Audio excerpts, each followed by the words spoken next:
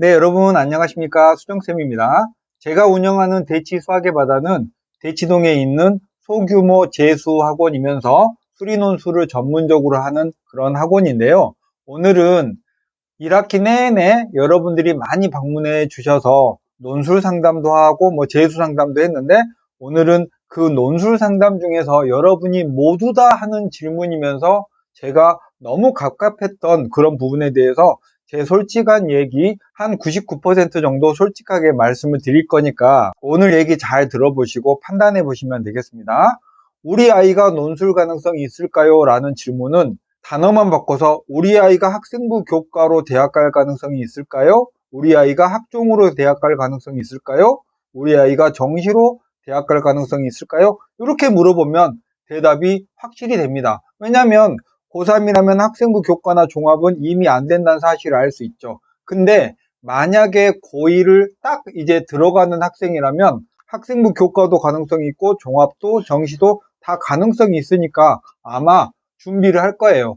고1부터 포기를 하는 그런 학생은 없을 거예요. 그렇다면 여러분에게 지금은 학생부 교과나 종합을 제외한 정시나 논술이 남아 있잖아요. 그리고 정시는 최대 3번의 지원을 할 수 있고 수시는 논술 전형은 6번의 지원을 할 수 있으니까 논술은 그냥 깔끔하게 말하면 수능 3등급 이내, 3등급, 2등급, 1등급 정도 되는 학생이라면 논술 준비를 하는 게 무조건 옳습니다. 여러분이 저에게 와서 논술 가능성이 있냐고 물어보실 때 확실하게 안 되는 경우는 딱 한 가지예요. 논술 테스트를 보면 수학 실력이 많이 모자라서 거의 백지에 가까운 답안을 내는 경우가 있습니다. 상담 오실 때 모의고사 원점수로 50점 미만이면 오라고 하지 않는데요. 한 60점대 정도, 60점? 한 59점? 이 정도 되면은 쉬운 논술 대학도 있으니까 와서 테스트를 보라고 한번 말씀을 드리는데, 테스트 보면 거의 백지에 가까운 답안을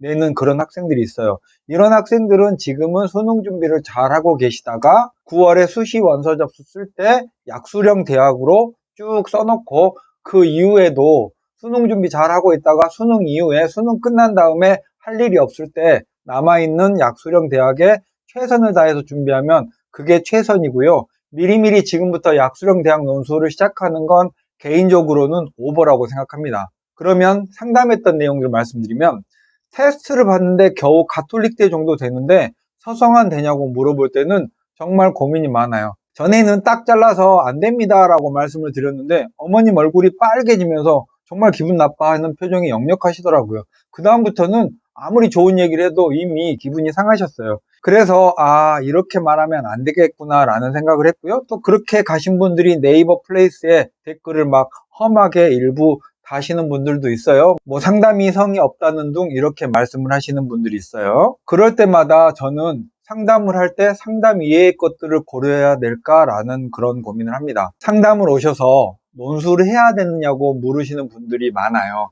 근데 사실은 그런 분들은 논술을 안 하고 싶은 마음이 마음속에 어딘가 있나 봐요. 예를 들어서 결혼정보회사에 가서 결혼을 해야 하냐고 묻는다면 결혼정보회사는 당연히 해야 한다고, 하는 게 장점이 많다고 말하겠죠. 저희 학원은 논술학원이니까 논술을 해야 하냐고 물으면 해야 한다고 말을 해야 될지 당연히 해야 한다고 말을 하겠지만, 저는 되도록이면 거기서 제 자신의 이익이 아닌 학생의 입장에서 조언을 해드리려고 노력하는데요. 제가 바라는 건 논술에 대한 고민이 끝나고 해야겠다고 생각하는 분들이 오시면 이렇게 준비하는 게 좋다라는 그런 내용으로 말씀을 드리고 싶어요. 해야 되는지 말아야 되는지 고민을 하시는 분들이라면 그냥 확실하게 정하고 오시면 좋을 것 같고요. 6월 모의평가 점수는 70점대 중반 정도인데 연세대 논술 가능하냐고 물으실 때 그때도 저는 참 막막합니다. 제가 작년 재작년에 합격시킨 연대 수리논술에 합격한 학생은 수능 수학이 재작년에 봤던 학생은 92점, 작년에 연대 컴공을 들어갔던 학생은 96점입니다. 물론 다른 과목이 조금 안 나오는 부분이 있고 약간 보험처럼 연대 논술을 썼는데, 연세대 논술은 수능 수학 70점대 중반 학생이 도전할 수 있는 수준은 아닙니다. 서강대나 한양대나 성균관대도 70점대 중반 학생이 합격한 사례는 없습니다. 논술은요, 여러분이 정시로 갈 수 있는 대학보다 한두 칸 정도 위의 대학이나 혹은 정시의 모든 과목을 준비하기는 지금 어렵지만 수학 하나만 똑소리 나게 잘하는 학생들이 수학 하나로 그나마 좋은 대학을 갈 수 있는 그런 전형이지, 어디 학원 광고처럼 수학이 4등급 나오는데 논술 준비해서 연세대 수리 논술을 합격했다, 이런 경우는 현실에서는 없습니다. 정시 준비를 안 하는 학생이 논술 준비를 할까 말까 고민할 때는 정말 웃음밖에 안 나옵니다.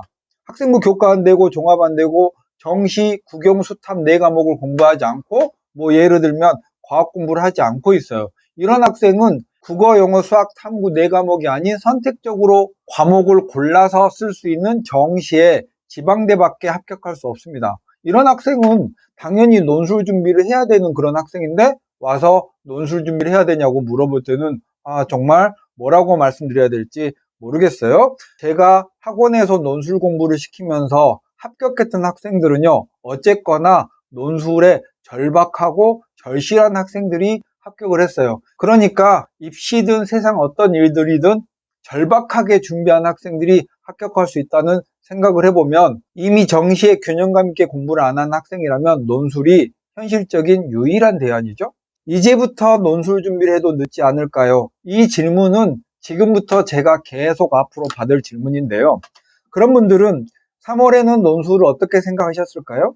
일단 수능 준비 잘 하고 있다가 6월 모의고사 보고 결정을 하자, 이렇게 미뤄뒀을 거고, 6월이 되니까 기말고사 준비하고 나서 또 그때 시작하자, 이렇게 했을 거고, 여름이 되니까 그동안 못했던 과탐이나 사탐이나 이런 과목 총력을 다해서 준비해야 되니까 또 논술을 미루죠.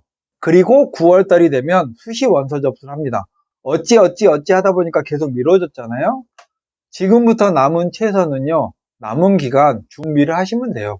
그럼 만약에 제가 이제 늦었습니다 라고 하면 안 할 것도 아니잖아요. 그러니까 지금부터라도 여러분이 할 수 있는 최선을 다하시면 되는 거예요. 진짜 속으로는 논술 준비 지금부터라도 될까요? 라고 말씀하실 때, 그럼요, 충분히 가능합니다. 매주 이틀씩 나와서 논술 준비 하루에 서너 시간씩 하면은 서성한 정도는 충분히 합격 가능해요.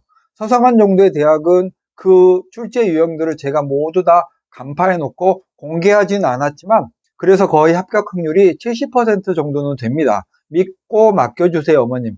이렇게 말하시길 원하는 건 아니시겠죠? 이제 결론을 말씀드리면, 수학이 3등급 이내 정도 되고 모의고사 성적이 비교적 잘 안 나오고 국영수 탐이 전부 다 잘 준비되고 있지 않은 학생이라면, 그리고 혹시 모의고사 성적이 잘 나오더라도 수능날이 불안하다면 논술 준비를 하는 것이 맞습니다. 논술 준비는 정시와 논술 전형이 나에게 앞으로 남아있는 전형이기 때문에 최선을 다해서 준비하는 거지, 어디 점집에 가서 물어보듯이 가능성을 물어보고 된다면 하고 안 된다면 안 하고 이런 성질의 것은 아닙니다. 논술을 포함한 입시에서 어떤 결정을 할 때요, 여러분이 지금부터 선택해가는 모든 것들은 옳을 수도 있고 틀릴 수도 있습니다. 여기에서 필요한 건 뚝심인데요. 저 같은 경험자가 말씀해 드리는 것들은 수많은 먼저 공부한 그런 선배들의 경험담이나 확률적으로 많은 이들이 선택할 수 있는 그런 일들이니까, 여러분이 지금 논술 공부를 하지 않는다 하여도 무조건 9월에 수시 원서 접수할 때는 논술 전형의 원서를 6장 씁니다. 그렇다면 역으로 따져보면 지금부터 준비를 지금부터라도 하면 되고, 그렇게 열심히 절박하게 하는 학생들 중에서 누군가 합격을 하는 거예요. 앞으로 제 학원에 상담을 오시는 분들은 그런 최소한의 논술을 준비해야겠다라는 확신을 가지고 와서 제가 실질적으로 어떻게 준비하는 게 좋은지에 대한 그런 발전적인 도움을 드릴 수 있는 분이 오시기를 바라는 마음입니다. 수정쌤이었습니다. 안녕.